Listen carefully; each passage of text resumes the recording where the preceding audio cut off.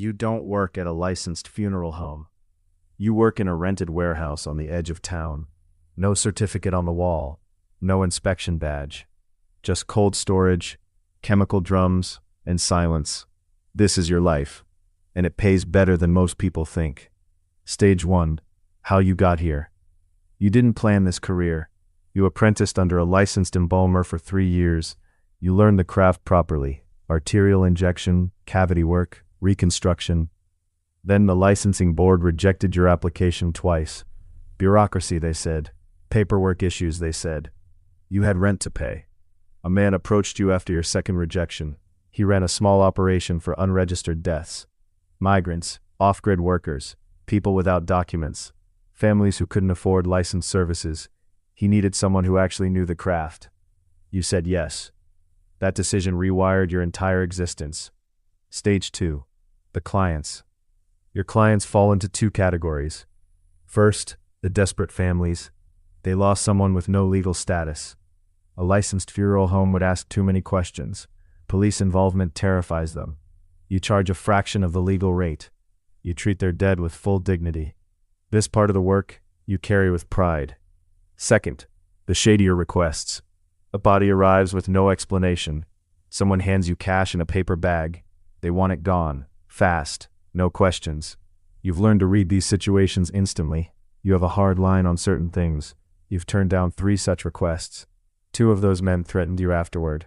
You moved warehouses the next morning. Stage 3, the daily routine. Your alarm hits at 4:30 a.m. You arrive before dawn for obvious reasons. The loading bay door opens from inside only. You check your cold storage units first. Temperature logs get falsified nightly. Any deviation gets corrected before paper trails form. You source embalming chemicals through a medical supplier in another state. He thinks you run a legitimate rural mortuary. You've kept that fiction airtight for 6 years.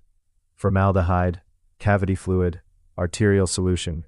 You mix ratios from memory now. No written formulas anywhere on the premises. Bodies arrive in unmarked vans, sometimes a battered family sedan, once a fishing boat trailer. You ask minimal questions. The less you know, the safer everyone stays. Stage 4.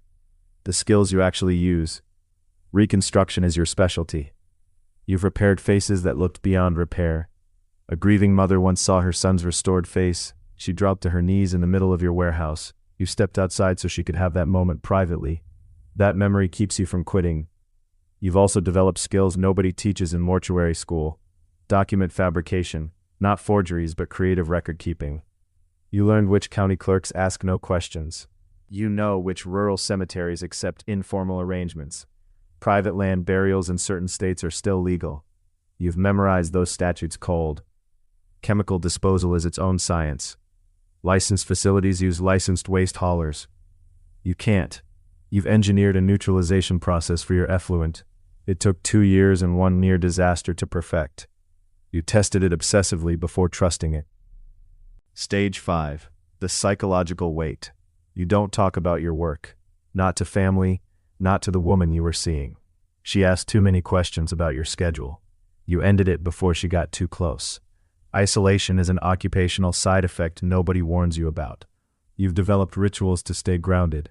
Everybody gets a verbal acknowledgement before you begin. You say their name if you know it. You work in silence after that. No music, no podcasts, just the work and your own discipline. Sleep is complicated. Not from guilt. You've examined that carefully. You genuinely believe you serve people others abandon. Sleep is complicated because you're always calculating risk. Who saw the van? Whether that neighbor noticed your hours. Whether the chemical supplier asked one extra question. Your brain doesn't fully power down anymore. Stage 6.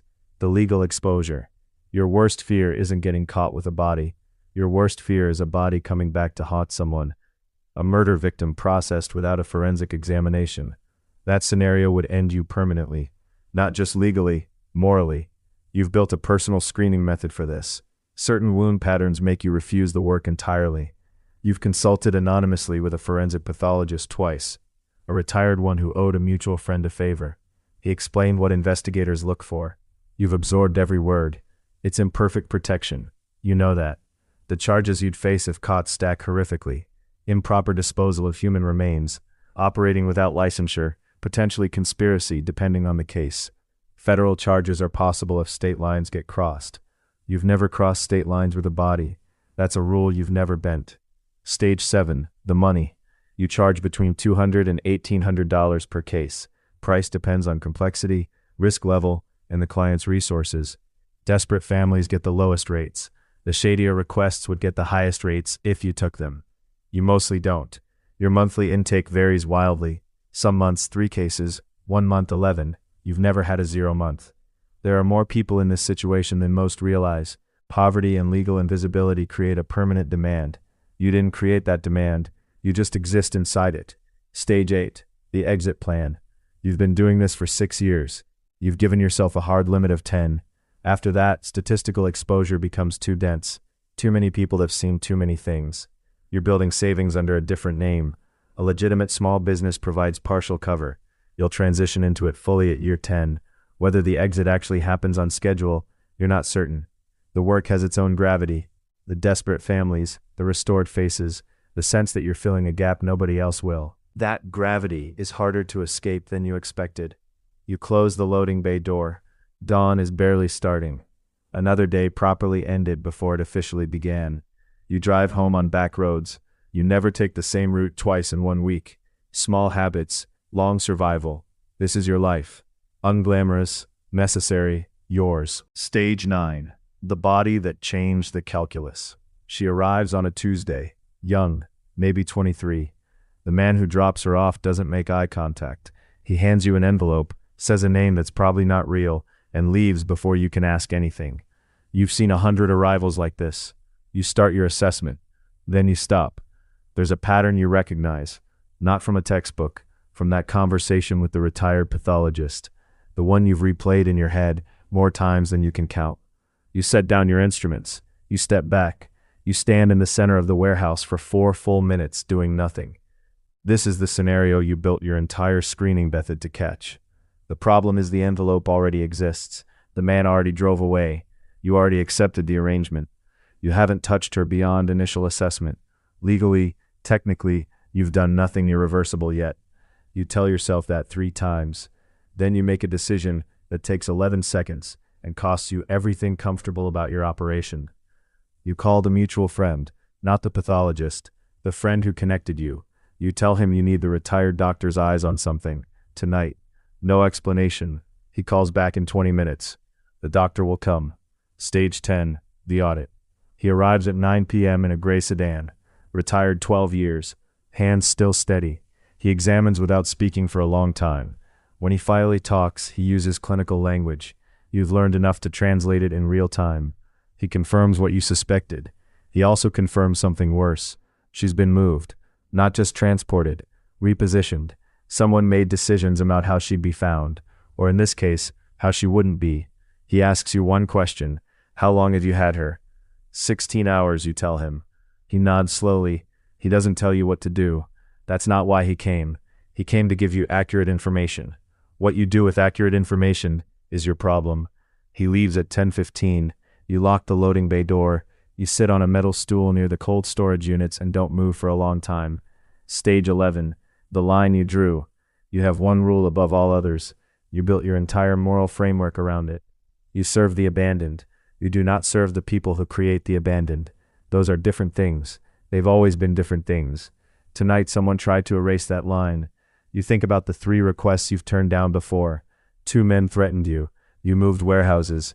This situation has different geometry. Moving warehouses doesn't solve this. By midnight you've made 3 decisions. First, she doesn't get processed. Not by you, not tonight, not ever. Second, there's a county sheriff 2 jurisdictions over. He has a reputation you've researched quietly over the years. Old school, methodical, doesn't perform for cameras. You know how to get information to him without a name attached.